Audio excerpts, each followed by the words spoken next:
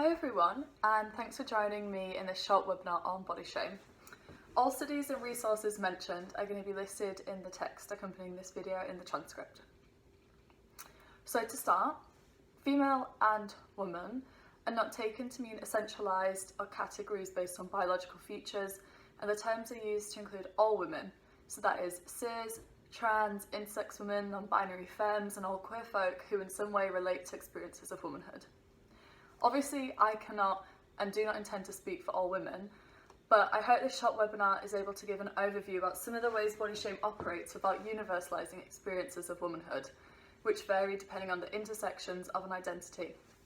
There are very real ways women live their lives and how their lives are lived and how we experience our bodies. Research has explored body shame from multiple disciplines, but today I'm going to give a brief rundown of three aspects of body shame. The first, we will look at what body shame actually is. Next, how body shame interacts with the male gaze, and then looking at introspective shame. And finally, we're going to look at the shame that is cast upon others as women and as feminists. So with that, on to the next complex subject matter, shame. So what is shame? If we have a brief game of word association, it can be seen to have offshoots of disgust, taboo, disorder, and deviance, amongst others. Shame is therefore an effect, that is, an emotion, that has the promise of keeping certain bodies in line with the prevailing system of power, and unfortunately for absolutely everyone, that is the patriarchy. Sarah Ahmed notes how effects come with a quality of stickiness to particular behaviours or practices, which attach themselves to certain bodies or objects. Shame and disgust operate through repetition and in relation to wider webs of disapproval. This stickiness becomes even stickier through being worked upon bodies over time in an intensely corporeal way. For example, the amount of abuse levelled at women in both history and the contemporary day who deviate from prescribed norms. Shame is a directing emotion that is laden with power and ideals. Shame is not an inherent quality of a behaviour or attitude, rather it's a dynamic emotion felt through an experience of shaming. So we can see how shame is a form of exercising power. Sometimes it has its benefits, for example, the national shame Britain should feel in its explicit responsibility in the transatlantic slave trade, and it can also provide a moral guide of what is accepted in the society. However, shame, and specifically for this webinar, body shame, is a phenomenon of repulsion and disgust directed intensely towards women and womanhood. In numerous studies, not to mention hosts of lived experiences, it's been found that women compared to men spend more energy and more resources, both materially and emotionally, working upon their bodies to achieve a state that appeals to the confines of socially normative standards. I'm not saying we're brainwashed dolls needing to the patriarchy's aesthetic whims, or that there aren't standards for men, but I'm pointing out that the time and resources women spend in comparison to men is exponential when it comes to working on our bodies. And there are real scary consequences if we don't. There are even worse and more petrifying consequences if aspects of your womanhood are even more intersectionally marginalised. The cruel reality is that disordered eating, chronic dieting are just two of the many temples where women are the primary congregation. So it's no surprise women and girls are disproportionately affected by low self-esteem, self-harm behaviours, self-sabotage, mental health problems, critical self-talk, low confidence. I could go on. So what is shame in this webinar?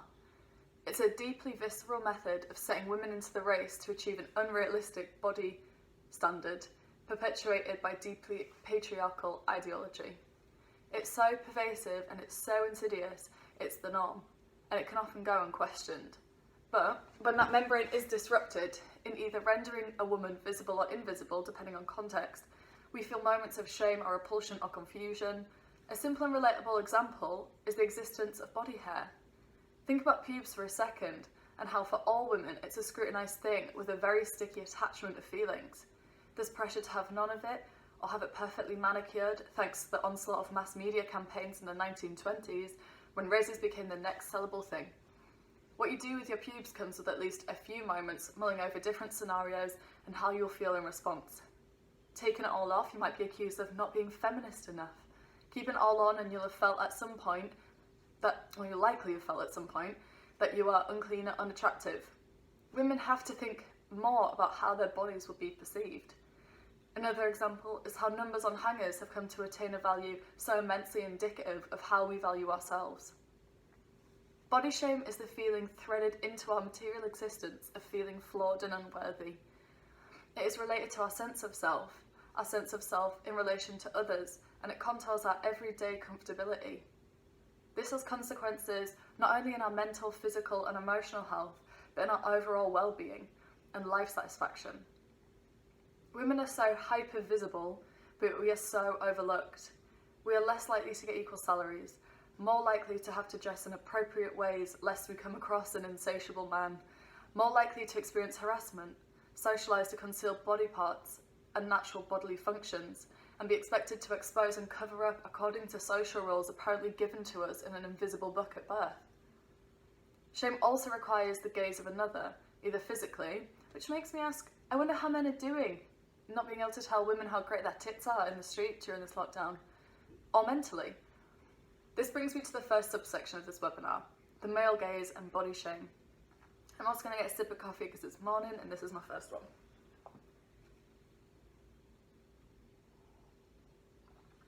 Okay, the male gaze. Thank Gaia, some women have been able to capitalise on this.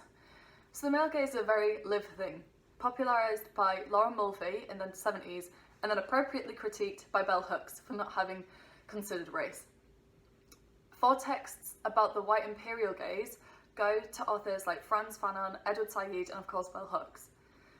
So the male gaze in general is a critique of the heteronormative male gaze that structures media. Women are allowed to present in very homogenous, objectified ways, which results in lacklustre examples of womanhood and reinforces boring but also dangerous ideals of what a woman can and should be. The crux of this term is that gender asymmetry, the power asymmetry in gender is a controlling force constructed for pleasure, rooted in patriarchal ideas and discourse. Men are positioned as meaning makers, with women as the bearer of these markers. In another foundational text, aesthetics text, Naomi Wolf, in the 90s, explores the pressures of women to conform to certain aesthetics, speaking from a Western perspective. Looking at media, advertisements and entertainment, she sees a cultural conspiracy between how women are and can be with how women are shown to be. She says, quote, "A culture fixated on female thinness is not an obsession about female beauty, but it's an obsession about female obedience.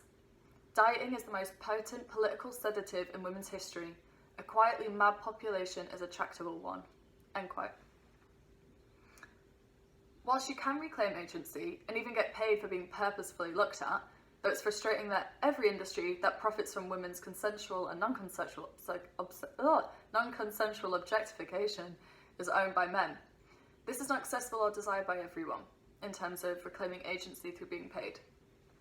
The struggle of being hyper-visible, though under or misrepresented, is true in almost every facet of life, except, low-paid, zero-hour, precarious jobs, which women are hugely overrepresented in. Body shame is largely responsible. Girls and women, because of the patriarchal gaze, society, and the male gaze in general, are socialised from birth to understand themselves through a dependency on others and to see body matter in a highly controlled way as their primary currency, and less so in terms of their autonomy, unlike men. As such, this understanding generates a vulnerability to social pressure for women. That is male ideology, which tells girls and women to behave, dress, act, look, desire, talk, and aspire in very limited ways. For example, in a recent study by Mannion, in the references, she asks sets of men and women what would likely cause them to feel the most shame. Overwhelmingly, men deemed failure in a work task or failure in sexual potency as the 2 most shameful things in the study.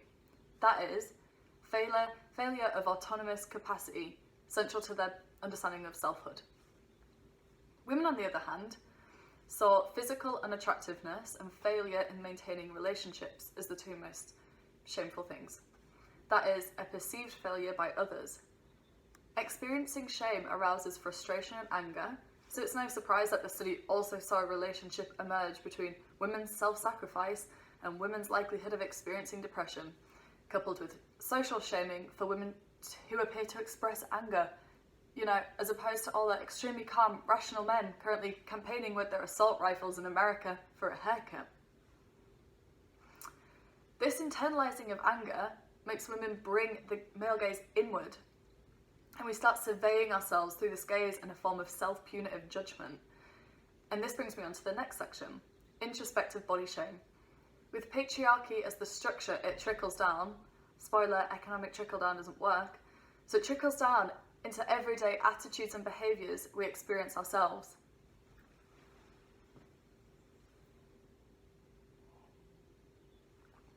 Okay, on to introspective body shame. The multiple power gazes in our society have made it hard not to internalise the shame we've been taught to feel. Some of the ways body shame manifests itself is most deeply felt in terms of fat and worth. In Shrill, a book by Lindy West, another amazing text is also Hunger by Roxane Gay. West notes how fat is a feminist issue.